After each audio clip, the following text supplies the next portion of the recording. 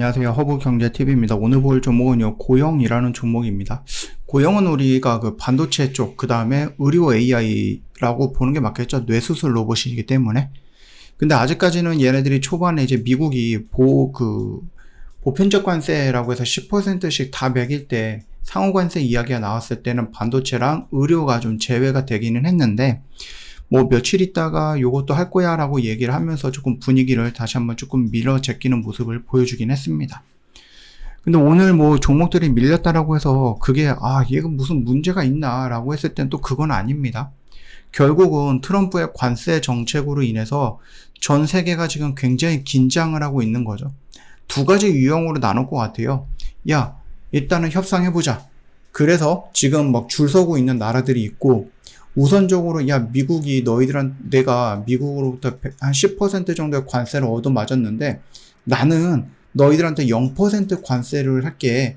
그래서 우리 협상 한번 해보자. 이렇게 하는 나라들이 있고, 너희가 일방적으로 얼마 했으니까 나도 너희들한테 이렇게 할 거 하는 나라들이 몇 개가 있어요. 특히 중국이죠. 캐나다가 있고, 그 다음에 뭐 유럽이 있을 거고요. 그쵸? 이런 나라들이 있는 부분이라서, 근데 우리 입장에서는 이렇게까지 할 필요는 없어요. 보복관세 이렇게 할 건 없어요. 물론 이제 억울하죠. 한국과 미국은 FTA라는 이 계약이 있어요. 그렇기 때문에 서로 상호 관세가 0. 몇 %밖에 안 되거든요. 1%가 넘질 않는다라고 제가 알고 있습니다. 네, 대부분의 영역에서. 그렇기 때문에 지금 미국이 우리는 너희들한테 0.5%, 0.7%, 8% 정도의 관세만 부과하고 있는데 왜 너희는 우리한테 10% 관세를 부과하니?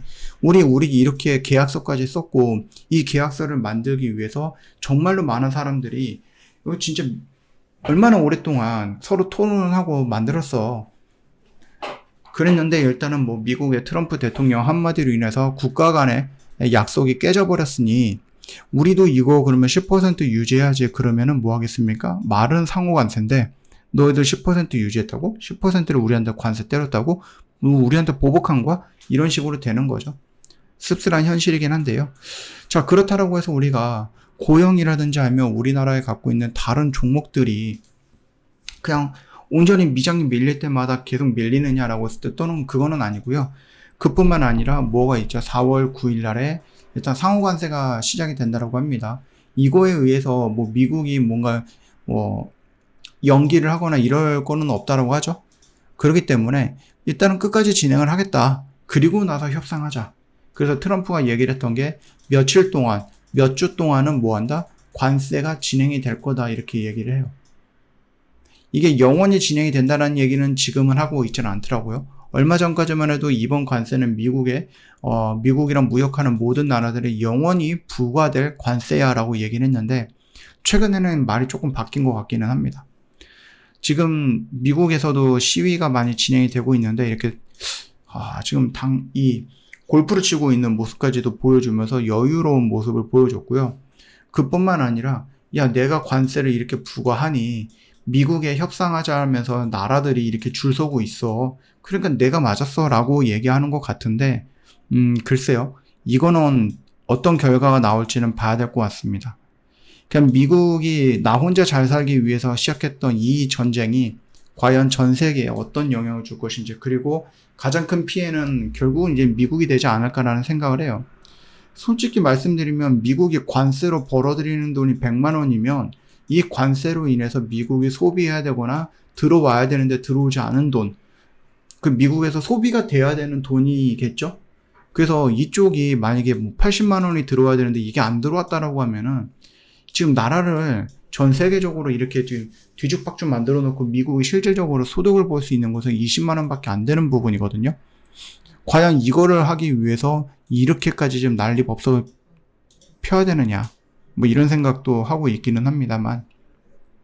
자, 일단은요, 결국은 이제 관세는 아름다워라는 트럼프의 이 말 한마디로 인해서 미장이 어떻게 됐죠? 박살이 났습니다. 이 미장뿐만 아니라 전 세계적으로 웬만한 나라들의 지수가 다 박살이 났습니다. 우리나라도 마찬가지죠. 근데 우리나라가 그나마 다른 나라들보다 좀 잘 버티는 모습을 보여주긴 했어요. 그거는 나름 우리나라가 물론 이제 작년만 하더라도 우리나라가 막 전 세계 꼴등이었는데 그래도 올해 들어서 미장보다 훨씬 더 강력한 상승과 전 세계 1, 2등을 다툴 정도의 강력한 모습을 보여줬거든요. 그 흐름이, 그 힘이 저는 여전히 유지가 되고 있다고 봅니다. 고영 같은 경우는 우리가 차트만 놓고 보면은 지금 우리가 기다렸던 마지막 영역 언저리까지 오기는 했어요. 그래서 여러분들이 그냥 대놓고서 막 이렇게 접근하셨던 분들, 여기서 이렇게 접근하셨던 분들, 예, 충분히 저는 도전할 만한 영역은 맞다. 물론 여기가 내가 없다라고 했을 때, 야, 나는 영상을 늦게 봐갖고 이 종목을 내가 접근을 안 했는데 라고 하시는 분들 이 구간 라인에서도 저는 접근이 가능하다라고 좀 보고 있는데, 제가 1, 2, 3 뭐 이런 식으로 여러분들이 방법에 대해서 접근하는 방법에서 조금 구분을 해드렸죠. 이 세 번째 방법이 뭐냐라고 했을 때 5일선을 돌파하는 요 캔들에 여러분들이 시작하는 거예요. 여기에서 1차 들어갔으면 여기서 다시 2차 들어가는, 이렇게 보시면 되겠죠. 아니면 나는 그냥 대놓고 접근하겠다 하시는 분들, 또는 양봉마다 접근을 하겠다 하시는 분들, 뭐 그거는 이제 여러분들의 매매 성향과 뭐 투자 상황에 따라서, 환경에 따라서 달라지는 거기 때문에 이게 맞다라고 말씀을 드리지는 않아요. 예. 다만 저라면은 요런 캔들이죠. 5일선을 다시 한번 돌파해주는 요런 캔들에서만 여러분들 좀 비중을 한 번씩 들어가 보는 게 어떨까라는 생각도 하고 있습니다. 그렇다고 해서 내가 여기서부터 이렇게 대놓고선 들어왔던 것이 잘못이었다라고 말씀드리진 않아요. 결국 여기까지 매수가 된다라고 하면 우리의 평단은 대충 요 정도 라인이기 때문에 밀리고 반등 나고 저항받고 눌릴 때 저점 라인 유지가 되고 이걸 돌파해갖고 저는 요 정도의 영역까지 올라갈 거라고 봅니다. 그렇기 때문에 여러분들은 뭐 한다? 너도 나도 다 정리하고 나올 수 있어요. 아시겠죠? 그 점만 참고하시면 될 것 같습니다. 일단은 좀 많은 나라들이 협상을 하겠다라고 해서 좀 대기를 하고 있다라고 하는데, 거기에서 어떤 나라든 간에 이 관세 관련해 갖고 협상을 잘 해가지고 내가 10% 부과를 받았는데 이 협상을 통해서 2%로 줄였다라고 하면은 이거는 뭡니까? 시장에서 상승을 할 수 있는 기대감을 만들 수 있는 모멘텀이라고 봅니다. 너도 나도, 야, 미국이 원하는 것을 주고 내가 관세 이렇게 조금 줄이면은 다른 나라들은 10% 관세 받은 거 나는 2% 관세 받은 거니 이 미국으로 들어가는 내 물건, 우리나라 물건에 가격적인 경쟁력이 붙겠네? 남들은 이 10%는 뭐 똑같이 10만 원이었는데 10%는 100만 원이었는데 10% 부과하면 그거는 이제 미국 소비자들한테 거의 전가가 될 거예요. 그래서 110만 원을 파는데 나는 협상을 통해서 관세 2%니까 뭐 한다? 102만 원에 팔면 되겠네? 이런 거죠. 물론 이제 많은 나라들이 좀 꼼수를 쓰기는 했습니다. 꼼수를 썼는데 뭐 그것까지는 뭐 굳이 우리가 볼 필요는 없을 것 같고, 지금 당장에서는 미국으로 들어가는 모든 물건들 이렇게 생각하시는 게 맞는 것 같아요. 그래서 지금 글쎄요, 조금 더 지켜볼 필요는 있는 것 같습니다. 4월 9일 날 이제 상호관세가 시작이 되면은 나올 수 있는 악재들은 다 나왔다라고 좀 보거든요. 예, 이거 할까 말까라는 조금 약간의 뭐 기대감도 있기는 하겠지만은 이거는 뭐 그냥 절대적으로 할 거야 라고 계속해서 언급을 하고 있으니 한다라고 보는 게 맞겠고, 이거를 하고 나면은 이제 우리가 할 수 있는 것은 뭐다? 협상의 길밖에 없는 거죠.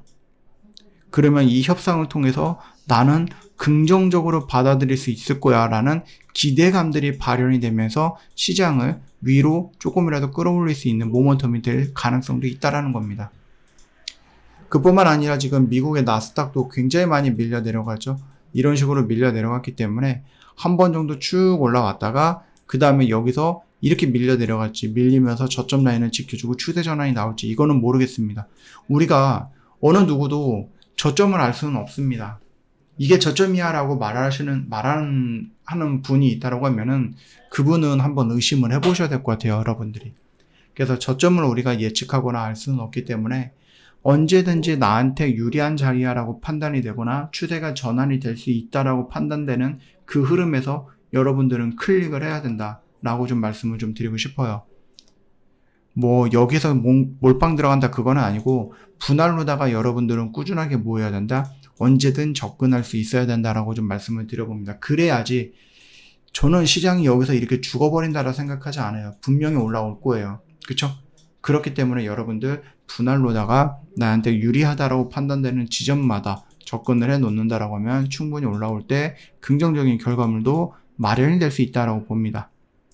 저 허브경제TV 공식 채널 보시면은요, 어떤 뉴스 나오고 그 뉴스 깔끔하게 정리해서 올려놨죠? 이것만 놓고 보셔도 정말 도움 많이 될 거라고 봐요.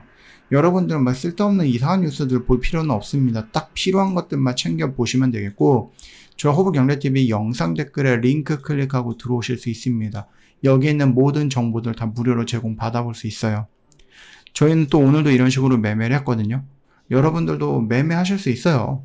어렵지만은 그럼에도 불구하고 할 수 있는 것들이 있으니 놓치지 마시고 챙겨가면 좋겠다라고 생각이 됩니다. 저 허브경제TV를 한번 매매를 해보고 싶다 하시는 분들 언제든지 괜찮아요. 이 어려운 시장에서 혼자서 버티지 마시고 같이 해 나가는 게 여러분들도 저희들도 더 좋을 수 있다고 생각을 합니다.